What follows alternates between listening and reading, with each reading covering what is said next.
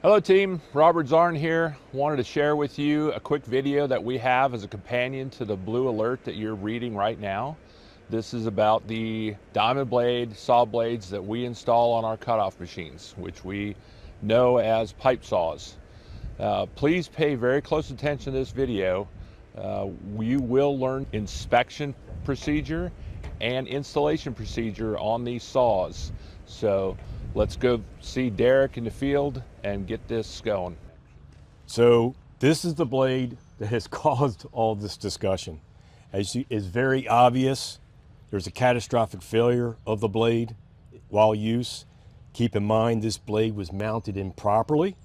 Rather than being rotated in the proper direction, it was mounted in reverse and cutting against the strength of the teeth.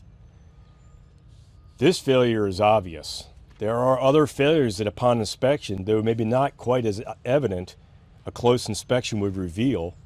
You can start to see stress fractures at these teeth. And coming off each tooth, it's becoming more and more obvious that failure was imminent with this blade. This is a perfect example why regular inspection is necessary, especially if in the course of using the blade, say you hit it sideways against the pipe or it strikes hard. That's a good opportunity to stop cutting, shut down the saw, and re-inspect the blade.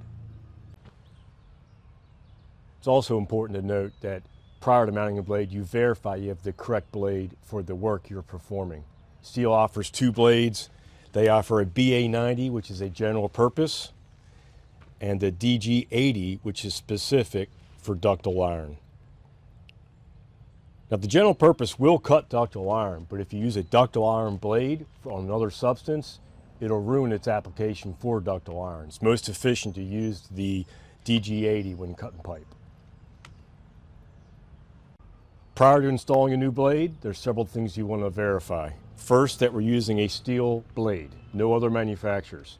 Because of the high rate of RPM of these blades, these are specifically designed for the saws we are using.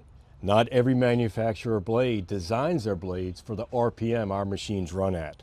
Also, using a Stihl blade, you don't need an additional bushing, so it's going to mount properly. First, you can do a cursory inspection of all the teeth to make sure the diamond material is present. Hold it to the sun. You're looking for any preliminary cracks, especially coming off of these stress points. And then as you mount the blade, you want to verify you've got the rotation correct. As you face the machine installing the blade is going to rotate counterclockwise. Verify by looking at the arrow. All right, once your blade is mounted, you can do a ring test. You also want to, by hand, rotate the blade, observe it, make sure there's no wobble, that it's on true and fully seated on the spindle.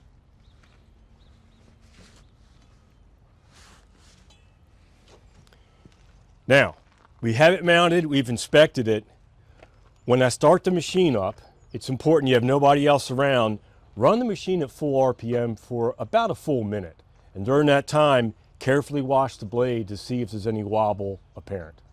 So you can clearly understand the difference on the ring test between when it's a good blade and a bad blade. We're going to do it both ways. The first test is going to be with a bad blade. So listen to this. All right, that was with it on the saw. Very similar off the saw, but I want you to hear the difference again. A bad blade.